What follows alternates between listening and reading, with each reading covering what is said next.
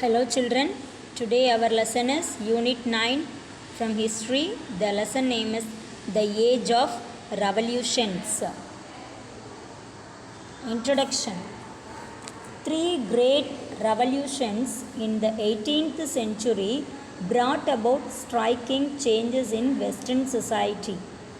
That is, first one is the American Revolution, second one is French Revolution, third one is Industrial Revolution.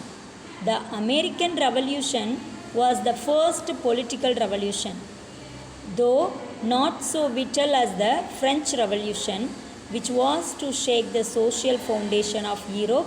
The political changes engendered by the American Revolution provided inspiration for other anti-colonial struggles. First, we will see about American War of Independence. Thomas Jefferson, who drafted the Declaration of Independence, asserted even at the beginning of 1776 that Americans had neither wish nor interest to separate from English monarchy. In July 1776, the same Jefferson got his Declaration of Independence adopted at a Continental Congress of the 13 colonies with its assertion that all men are created equal. Colonies of European past. The Portuguese and the Spanish were the pioneers in geographical explorations and the founding of colonies. English possessed a theoretical claim to the North American mainland. Jamestown was the first British colony in America, 1607. The ship Mayflower had taken a batch of Puritans from Plymouth, England to America in 1620. They landed in the north and called the place New Plymouth.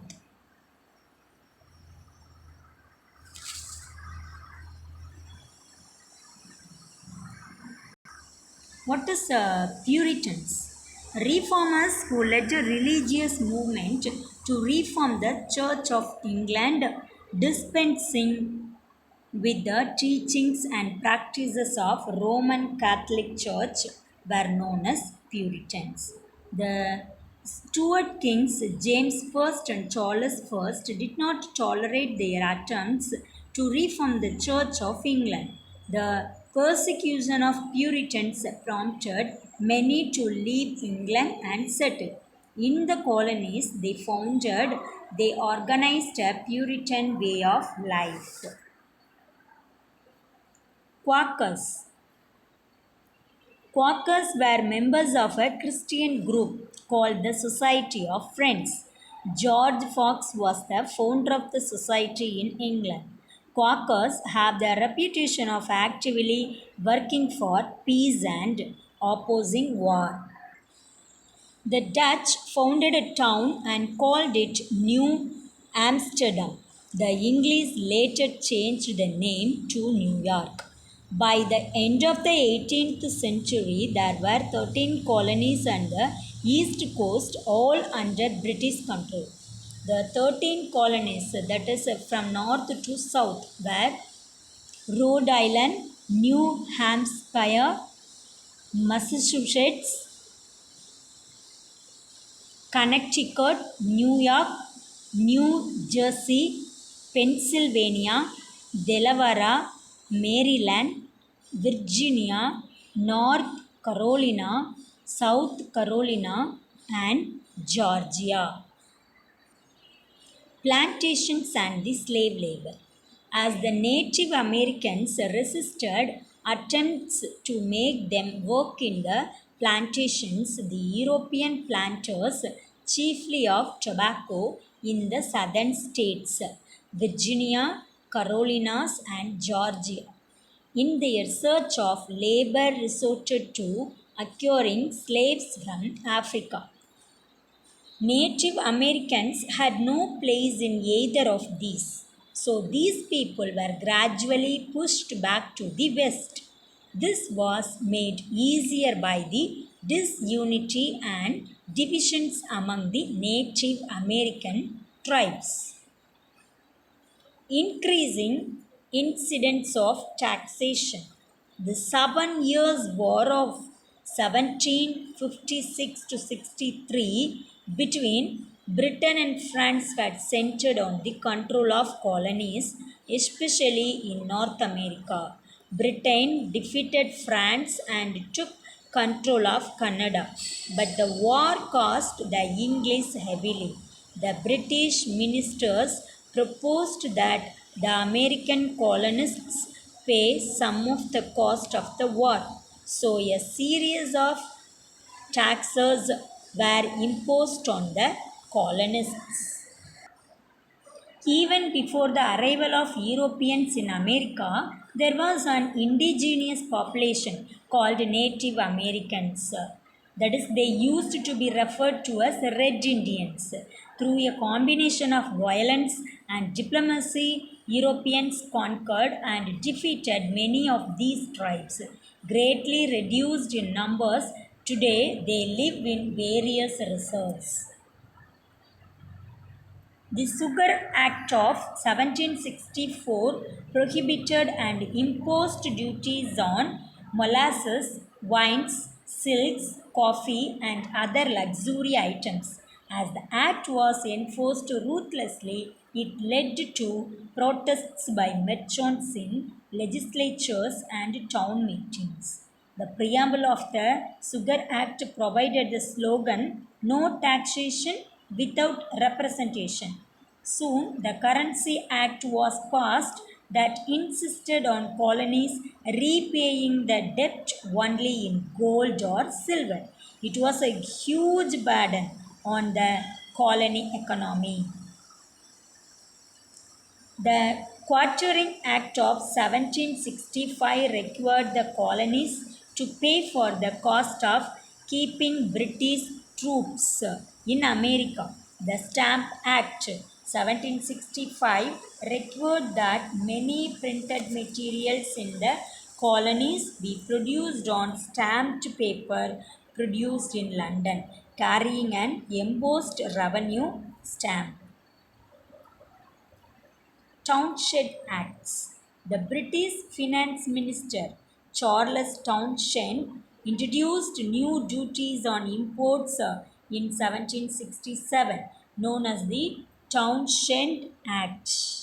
There were widespread protests against the Townshend Acts. The women formed their own organization called the Daughters of Liberty. As a result of protests and boycotts, the British Parliament repealed the Townshend Acts. However, it retained the tax on tea with the intention of encouraging the business of the East India Company.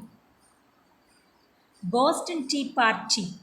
In many places, the colonists obstructed the import of tea. In Charlestown, they unloaded the tea and let it rot in the dock. In New York and Philadelphia, ships carrying tea were blocked. In December 1773, a group of men disguised themselves as Native Americans boarded the cargo vessels and threw the tea overboard. Hailed as the Boston Tea Party, this was done publicly before a large sympathetic crowd. It was a challenge which led to war between the rebellious colonies and England. Now we will see about American War of Independence. George Washington stated that no thinking man in North America desired independence, and yet he became the colonists' commander-in-chief and later the first president of the American Republic. So the colonies did not begin fighting for the sake of independence. They challenged the right of the British Parliament to tax them against their will. No taxation without a representation was their famous battle cry. Continental Congress, September 5, 1774. In May 1774, in the Virginia Assembly, Thomas Jefferson declared that 1st June 1774 would be a day of fasting and prayer. In response to this declaration, the colonial governor dissolved the assembly. It called for economic sanctions against the British. The Congress adopted a Declaration of American Rights. Second Continental Congress. The Second Continental Congress met on 10th May 1775 at Philadelphia. John Adams, Sam Adams, Richard Henry Lee, and Thomas Jefferson were some of prominent members of the Congress. The Congress dispatched the olive branch petition to the king. In July 1775, it appointed commissioners to negotiate with Native Americans. It also established a postal department with Benjamin Franklin as Postmaster General. A committee was formed to explore the possibility of foreign aid. Battle of Bunker Hill. On 17 June 1775, the Battle of Bunker Hill, the first major battle, was fought in Massachusetts. After the battle, Washington assumed control of the American forces. Soon, the British forces retreated from Boston. Declaration of Independence. In January 1776, an anonymous pamphlet under the title Common Sense was published. It was authored by Thomas Paine, who had recently migrated to America from England. It attacked the allegiance to the crown and called for complete independence. On June 7, 1776, Richard Henry Lee of Virginia moved a resolution for independence. After much debate, the Declaration of Independence, drafted by Thomas Jefferson, was adopted by the Congress on July 4, 1776. This day is celebrated by the Americans as Independence Day. War. On 2nd July 1776, the British under General Covey attempt to regain what they had lost. Howe waited in New York for the winter to pass. Washington made a daring attack on Christmas night at Trenton. The British forces were defeated in Princeton. French alliance. In 1777, the British attempts at splitting the colonies into two. On 6th February 1778, France and America signed two treaties by which France recognized the United States of America and offered trade concessions. By June 1778, England and France were at war. Victory at Yorktown. In September, Washington attacked Yorktown with a combined American and French troops. On 19th October 1781, Cornwallis surrendered. In 1783, the Peace of Paris was signed. The military band played the tune "The World Turned Upside Down" as the British forces departed from Yorktown in 1781. Results. The immediate result of the war was America's independence. The Declaration of Independence of 1776 stated that all men are born equal. By 1777, nearly all the colonies had a written constitution. These constitutions protected individual rights, freedom of press, and freedom of religion. It was later incorporated into the American Constitution. Lafayette, who fought the British on Washington's side through to the conclusive battle at Yorktown in 1781. Later, during the French Revolution, served the French National Guard as its commander. Next, we will see about the French Revolution. Before we saw American Revolution, now we will see about the French Revolution. The French Revolution exploded in 1789. Louis XIV and his great palace at Versailles had symbolized royal absolutism and the greatness of France. Louis XVI had summoned the Estates General in May 1789. This body consisted of the representatives of three classes or estates, as they were called: the clergy, the nobles, and the commons.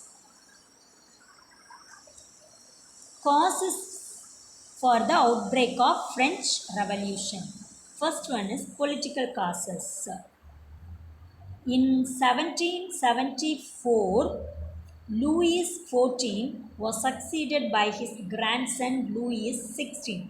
He was entirely under the influence of his wife Marie Antoinette, who believed more than the king in the divine right theory of kingship.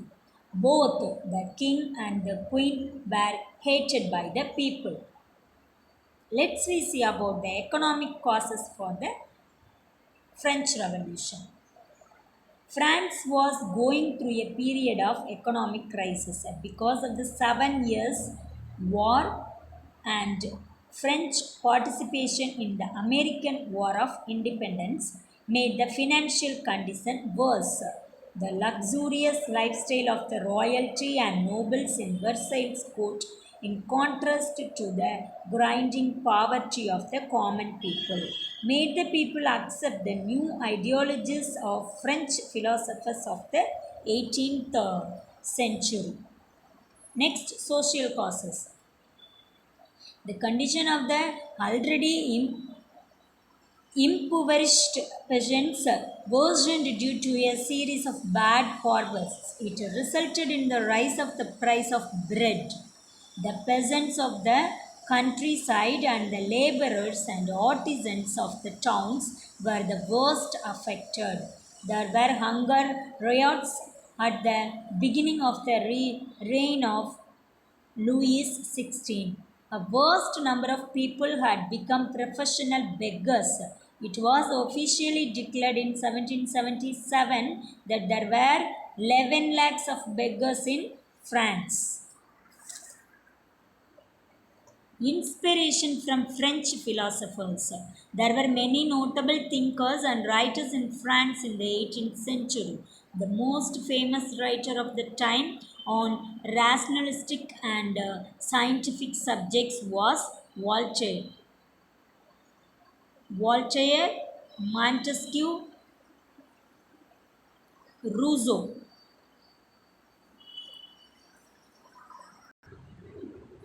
Montesquieu criticized the then existing conditions in France. Voltaire was a prolific writer and activist and was vehement in his criticism of the church. His most famous work was Candide. A contemporary of Voltaire was Rousseau. Ideas played an important part in preparing the people of France for the Great Revolution. He famously said in his book Social Contract, "Man is born free but is everywhere in chains." Montesquieu, who wrote the Persian letters and the spirit of the laws, also defended liberty. An encyclopedia also came out in Paris about this time, and this was full of articles by Diderot and Jean d'Alembert. These philosophers and thinkers are opposed to religious intolerance and political and social privileges, succeeded in provoking large numbers of ordinary people to think and act. Inspiration from American War of Independence. The American Republic inspired the French Revolution.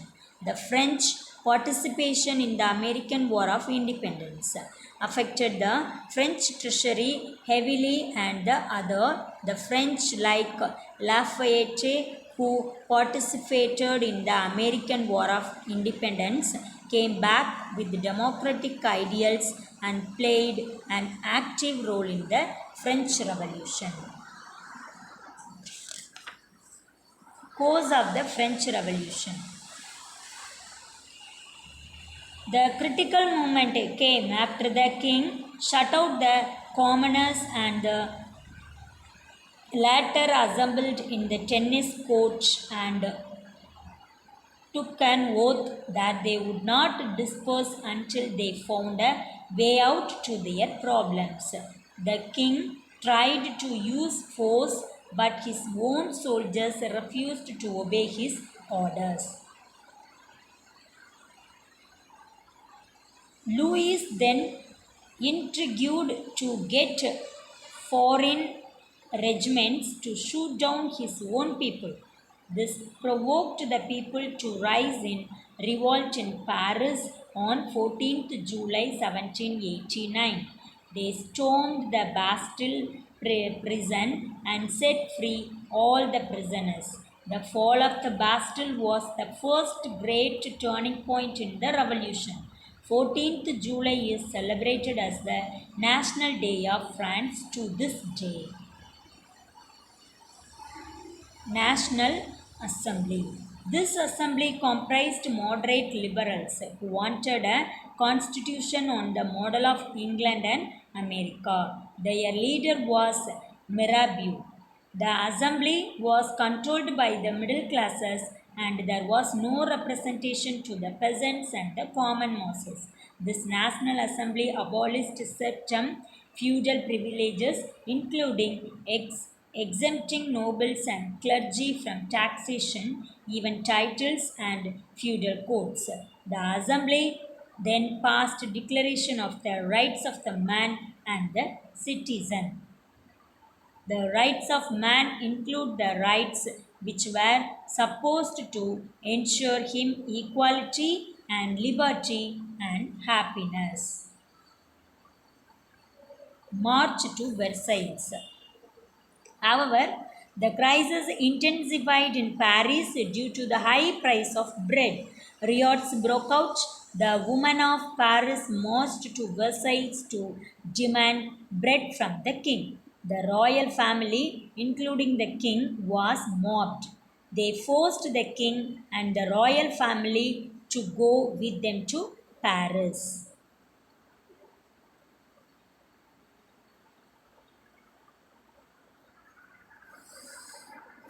Flight to Varennes. The king's position was increasingly shaky. He escaped along with his family to Varennes, a border town. However, he was recognized there by a postman, arrested by the National Guards, and brought back to Paris. From then onwards, he remained in Paris virtually a prisoner. Girondins and Jacobins. The moderate liberals wanted to keep the king as a limited monarch. They called themselves the Party of the Girondins. The hardcore republicans were the Jacobins. All the kings and emperors of Europe who were frightened by this mass upsurge were ranged against revolutionary France. Constitution of 1791. In September 1791, the National Assembly framed the first constitution. It provided for a constitutional monarchy. The franchise was limited to those who owned a certain amount of property. The common people who had stormed the Bastille were disillusioned with the developments and found another outlet for their revolutionary energy. This was the Paris Commune. This commune was in direct touch with the masses. Emigres and the Revolutionary War. In August 1792, ordered an attack on the king's palace. Though the king ordered shooting by his Swiss guards, he was finally deposed and imprisoned. The people of Paris, angered by the action of the Swiss guards in shooting and killing many of them, in 3 days from September 2nd, about 1,500 suspected dissidents were put in prison. After a trial, they were killed, and this incident is called September Massacres. On September 21, 1792, the National Convention met. National Convention and the Reign of Terror, June 1793, July 1794. The first action of the National Convention was to proclaim the formation of a republic. The trial of Louis XVI was taken up immediately and he was condemned to death. He was guillotined. You can see in the picture, this is the guillotine.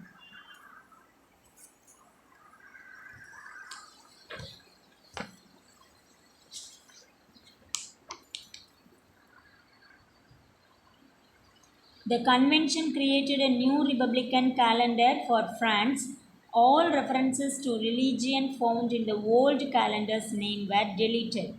The republican calendar was abandoned by Napoleon on 1st January 1806. 22 Girondins, deputies of the convention, were tried by the Revolutionary Tribunal and sentenced to death. Thus began the Reign of Terror. Danton, Herbert, and Robespierre emerged as the main leaders of the National Convention. There was great festival of liberty and reason in Notre Dame Cathedral in Paris. Herbert and his supporters who had organized the festival were sent to the guillotine. This caused the first split in the Jacobin Party. Danton and others protested against Robespierre for sending too many people to the guillotine, but they were all executed.